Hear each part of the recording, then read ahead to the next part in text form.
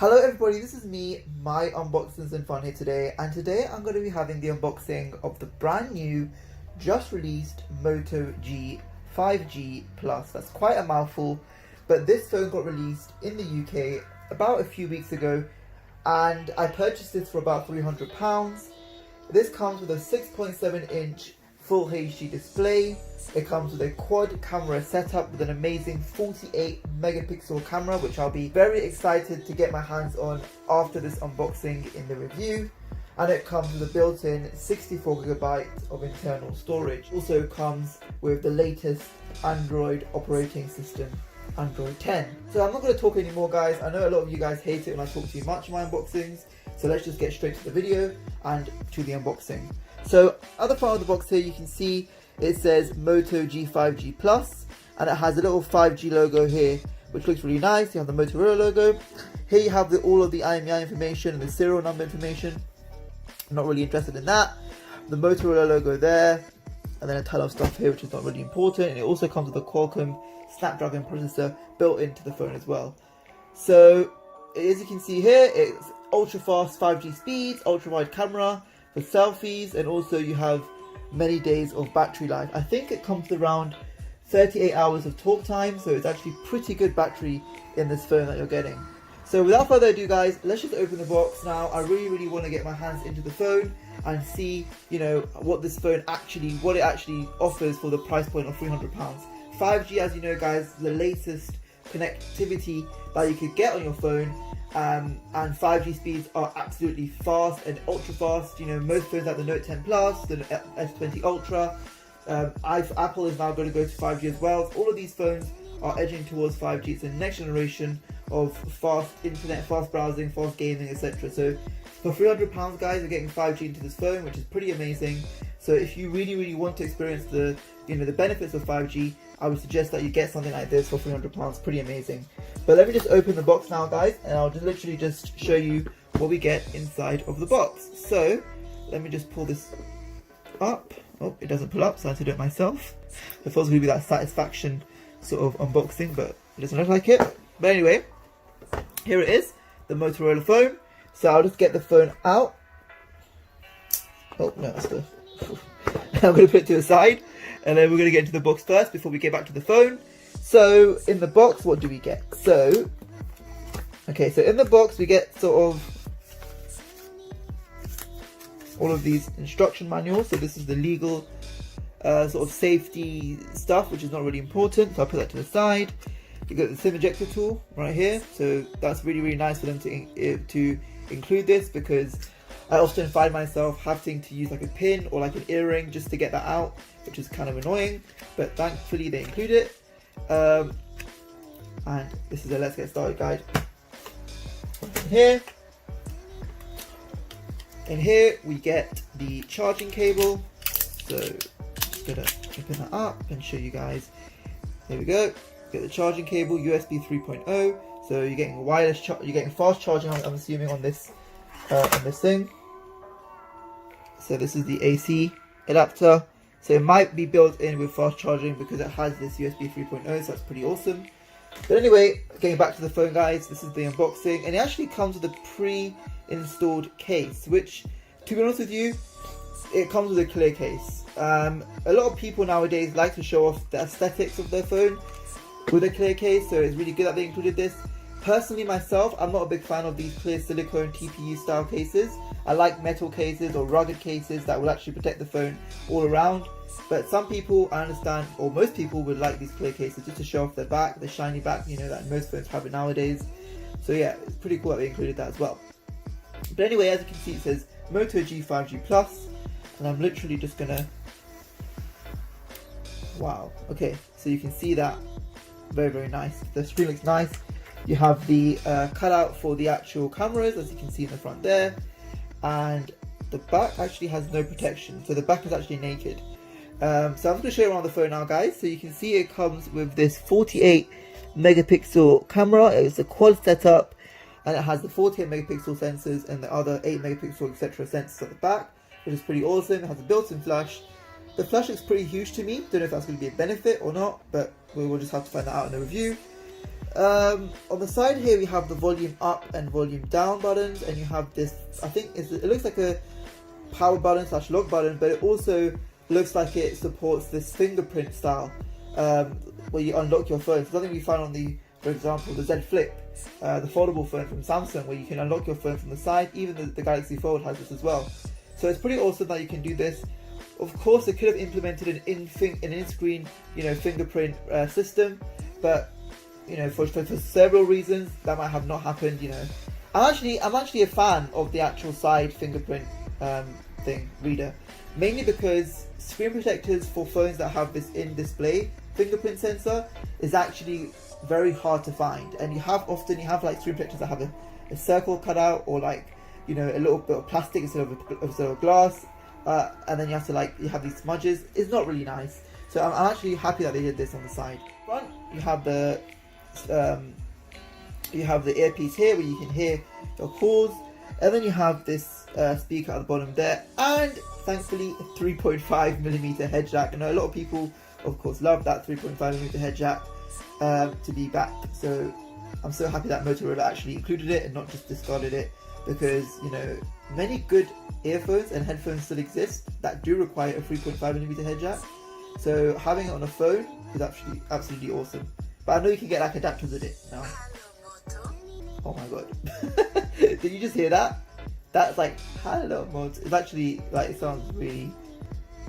it just sounds like memory, like you're going down memory lane. But I'm just gonna go connect to Wi-Fi now. Do I have to, or do I don't? I don't have to, right? I'm just gonna skip it for now, and then let's see what happens. So date and time, skip. Let's see. Okay, so screen lock. 1, 2, 3, 4. Okay, 1, 2. Oh, can I just 1, 2, 3, 4. Okay, so the fingerprint I'm going to set up. I'm just going to show you how it is. So look, it's very easy. That's what I'm trying to tell you. Like, instead of having it in the display, you can quickly just do it here. Done. So it's literally done with that. Next. Hurry up, next. Okay, I'm in. Okay, first impressions, guys. The screen is awesome. Like, it's really fun. So guys, I am back with the Moto G 5G Plus, and now I will be reviewing this amazing handset. So let's just see how the review goes. So the first thing I want to show you guys is the internet on this phone. I think internet browsing on this phone is absolutely amazing. When you're, I hate it when it does that.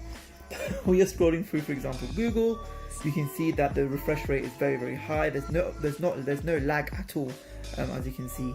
Of course, if you have like a 120 Hz display, like the S20 Ultra, for example, it'll be quicker. But for this price, for £300, guys, you're getting a very good refresh rate, and it actually is better than my Note 10 Plus, which I'm currently using as my main phone at the moment. So I'm actually zooming in, and you can now see sort of the text on the phone, and you can see there's no pixelation at all. The pixels on the phone are perfectly intact. There's no sort of rigid edges. Everything is very smooth, which is very nice. So browsing experience on this phone actually, guys, is actually a 10 out of 10 for me. I really do like it. So now let's go on YouTube and see how videos play on this phone. So I'm just going to go on library.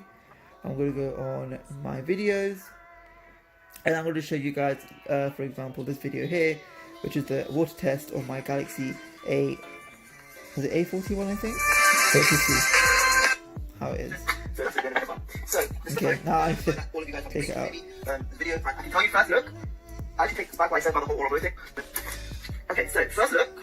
Now, it has an amazing 25 megapixel front facing. So this is the video. And today I'll be testing out whether this phone has an IP rating. Does it actually withstand water, pressure, if you bring this thing into the swimming pool, if you bring it into the sea?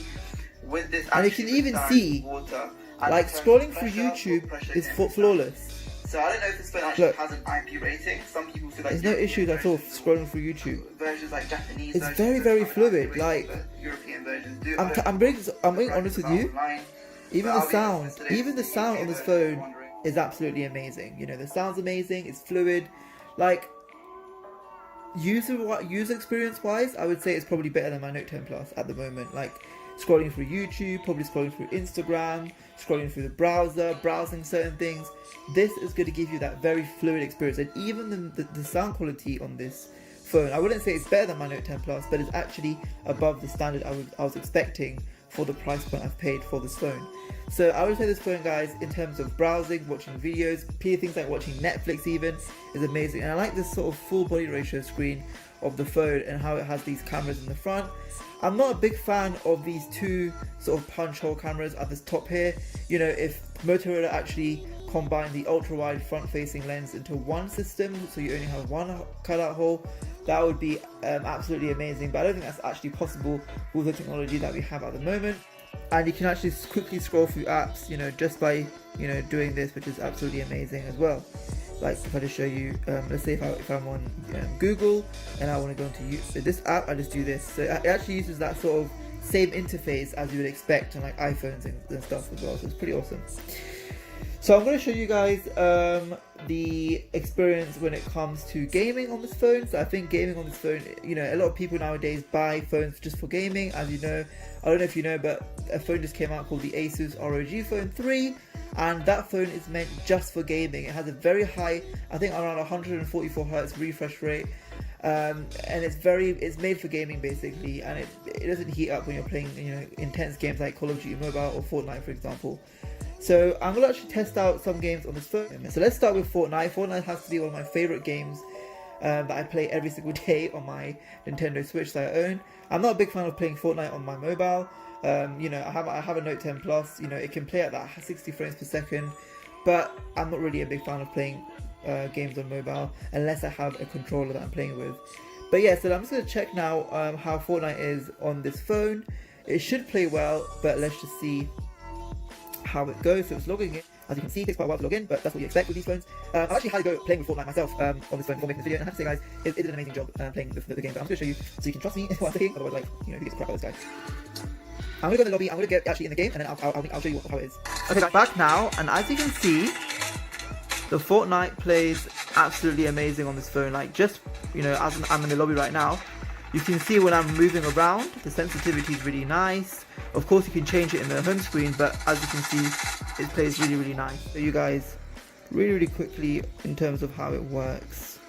You know, there's no point in me playing the whole match. I'm just going to show you guys how it works and how shooting works and how like the sensitivity works. Because a lot of people nowadays, as I just said, they get phones just for gaming, and this phone offers an amazing game experience. It's actually better than you can see on the camera. I can see what you're seeing on the camera, and trust me, the graphics are much better than what you can see on the phone. So don't get too disheartened if you see like, oh, these graphics are too cartoony or whatever. And you can feel the vibration. Like when I'm hitting these bricks, you can feel the vibration. Okay, how do I pick this up? How do I pick it up? I'm not stupid at this game, guys. Most of you thinking I'm actually bad at this game. I'm not bad at this game. I'm actually really good. But it has to be on. It has to be on console, not on here. But you can see it takes a bit of getting used to when playing on mobile.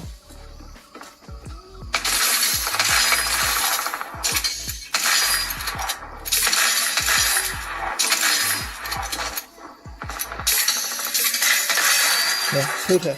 See? Okay, that's what I'm going to show you. Oh shit.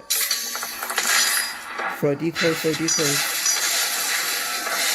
Okay, well, I don't want to... Okay, well, yeah, we get the point. You get the point, right? The game plays absolutely amazing. Fortnite is one of the games that are very demanding in terms of graphics, refresh rate. You know, there was no lag at all. You know, and my internet connection isn't even that stable in my house. So from that already, you can sort of get a good understanding that Fortnite will be actually amazing. So this is why I get my thing demonetized. Okay, right. So let's see Asphalt 9, because this is one of the games which you have to actually witness yourself. Okay, can we skip this? I was gonna have that classic tutorial and then you're gonna let me ride it. Okay, cool.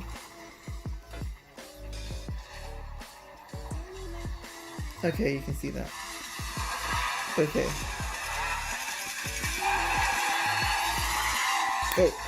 Oh crap. Am I turning? Turning are automatic. Okay, cool. Wow. The graphics on this, I can't.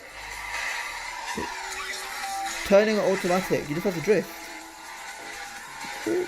No one told me this. Okay, so you don't have to do this with this game. It's a bit weird.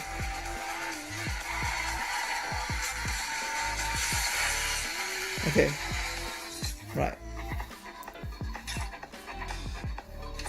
I'm not trying to show you the game, but the gameplay on this phone is actually really nice. You know, you can see there's not really, you know, anything bad with it. So yeah, the game experience on this, guys, again, I'll probably give it a 10 out of 10, especially for its price range.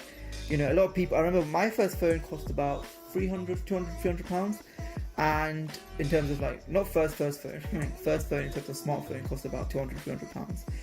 So if this was there back in the day and I got this phone, I would be like, oh my god, this phone is absolutely amazing. So guys, you might be wondering now, what is left for me to review? So I've reviewed YouTube, I reviewed Google Chrome, how everything's absolutely amazing and fluid, and gaming as well, especially Fortnite, the game that requires, you know, intense graphics, intense chipsets inside the device to actually run properly.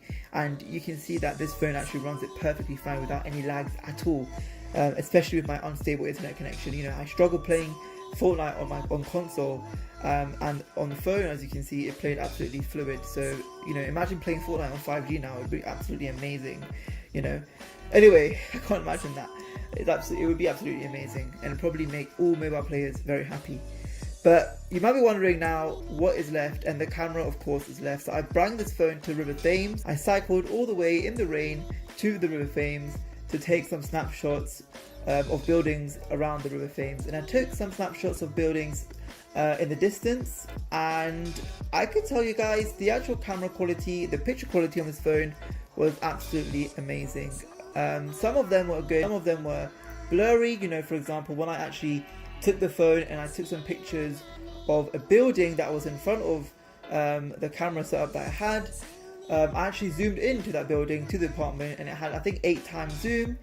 And I have to tell you guys, I wasn't impressed with the zoom capabilities of the phone. And you know, taking pictures, I noticed that it went out of focus and in focus relatively quickly. So it switched between those two in and out focus very quickly, and it made it very difficult for me to get a perfect snapshot. I actually didn't get a perfect snapshot at all, in my opinion. The picture was actually very blurry, but again, considering its price, it does an okay job for the camera. The thing that actually impressed me the most, guys, it has to be like taking close-ups. Like, I took a picture of a flower, so I don't know the name of the flower, but I took pictures of the flower very close up, and I have to tell you guys, even when the camera wasn't in macro mode, the picture came out exceptional, and it was even better than most DSLR cameras, professional cameras that can take itself. So this phone does an amazing job when it comes to macro shots and close-up photography. Very good job. Even when taking portrait photos on this phone, it actually did a very good job as well, especially beauty mode. I actually prefer the beauty mode on this phone compared to Samsung. I have to put that out there. The beauty mode on this phone is absolutely amazing. It does a very good job. Take a video actually of the surrounding area, which I would have to say that the video wasn't as smooth as I expected, or wasn't as high quality, especially as I recorded in 4K. The video was okay. I'd probably give it about 5 or 6 out of 10. But for the price that I've paid, guys, I'm more than happy of the camera capabilities that I have taken on this phone. Guys, I think, again, it all comes down to the price that I've paid. And again, with the Snapdragon 765 processor that is built into this phone, I think it does an amazing job in photography itself and processing those images. You know, you're not expecting it to have an amazing quality as an iPhone 11 Pro or an S20 Ultra. You're expecting it to have an amazing mid-range sort of, you know, it's still a flagship phone, it's still an amazing phone, but for the price that you're paying, it does the job, and it does the job well, and more than expected actually. But anyway, guys, I hope you enjoyed this